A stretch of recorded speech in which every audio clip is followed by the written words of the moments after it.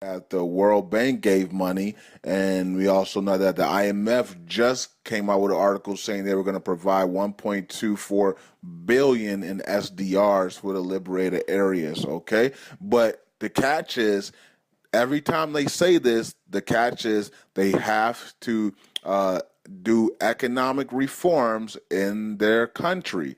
Okay, so that's the catch. Okay, a lot of people see this money and they just see that they're getting this money. No, no, no, they're not getting the money yet. They have not gotten these loans. Okay, they have to do their economic reform before they get the money. So they have to, they have to put the laws in. They have to stop the corruption, and they have to revalue that currency. Then they will get all the money that should put all the loans that they're expected to get. Okay, so that's a misconception. Everybody's thinking, oh, they're getting all these loans. It will never happen. No, they're not getting the loans until they put the economic reforms in place. That's exactly what they keep saying every time they try to give them a loan. Okay. So Kurdish lawmaker Erbil will send a delegation to Baghdad to resolve the oil problem. All right, I did a video on this. Check the channel, Currency 365 on YouTube, and subscribe if you're not a subscriber. Thanks for everybody. I got 500 plus subscribers now. Appreciate the love. So the Kurds will be in Baghdad to discuss, but this time the UN will be monitoring what did I say? Monitoring will be the moderators, okay, of the two sides, okay, to get this agreement done. So it's different now. You got the big boys looking over your shoulder now. So now you can't act reckless against each other. You got to come to a certain agreement now because the UN is now ahead of you guys, and the clock is ticking because the World Bank gave them until October to get all this stuff done. Reason why the UN, the U.S. Treasury, and the IMF are in Iraq this week. Okay, so they're making sure they don't delay anything. Okay, so that's good news for us. All right, let me see if I have anything, other things to talk about here. That went pretty quick. Let's see. All right, let's speak about it. Okay, I did the breaking news. BGD did the breaking news.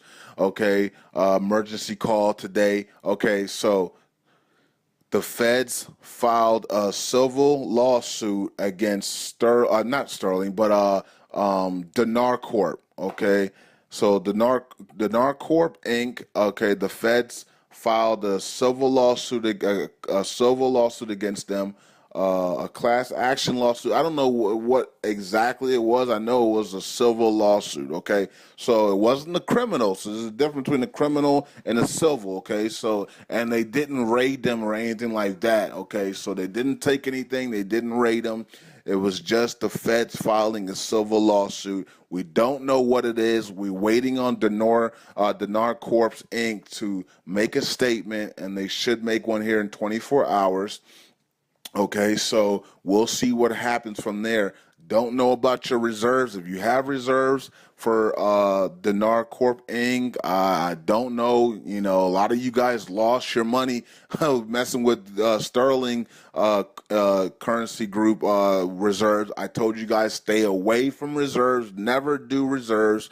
Buy it with your cash that you have on hand if you're going to buy any currency, okay? So now Dinar Corp Inc. is going through the feds, and we said this all along that we're going to see this stuff at the end because they want to get the currencies out of your hand. And I've told you guys, do not allow no one to take the currencies out of your hand, and you do not send your currency to anybody, okay? So we have more scammers also this week. We got a group from Florida. There's another group talking about their Navy SEALs, and we got other groups that are coming out. Lots of groups are coming out trying to take your dinars. You do not package your dinars and send them off to people. You'll never see them again. We've said this, I think, a billion times in the dinar community, and people in the dinar community that have been in it 10, 15, or 10 years. I don't even know how long this thing has been. So 2014, 2004 is when it started, the new currency. So 11 years. So even if you've been in 11 years, people that have been in that long are still sending their currencies off to California and Florida and to London and, people guaranteeing that they're going to be able to, oh yeah, I'm going in Iraq next week and I can take care of it for you because it's already revalued down there. I mean, just how, man, it's just like, it blows my mind. I got to scratch my head because I'm like, how could you be that dumb? Like really, like, and I don't want to disrespect people. I don't want to disrespect anybody, but it's like you will never do that for American dollars. You will never do that for the euro. You wouldn't do that for the yuan.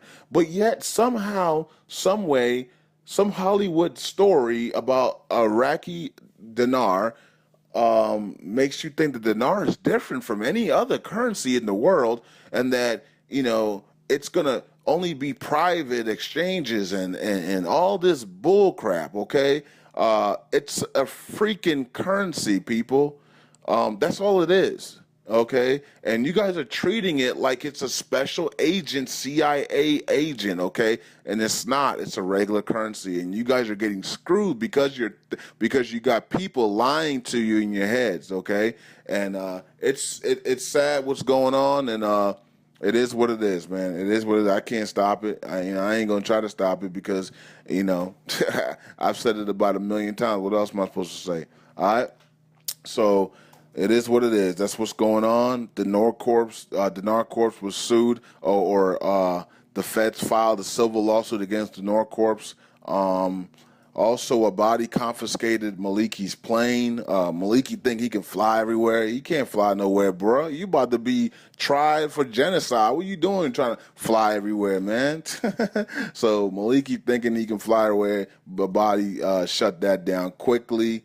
What else is going on?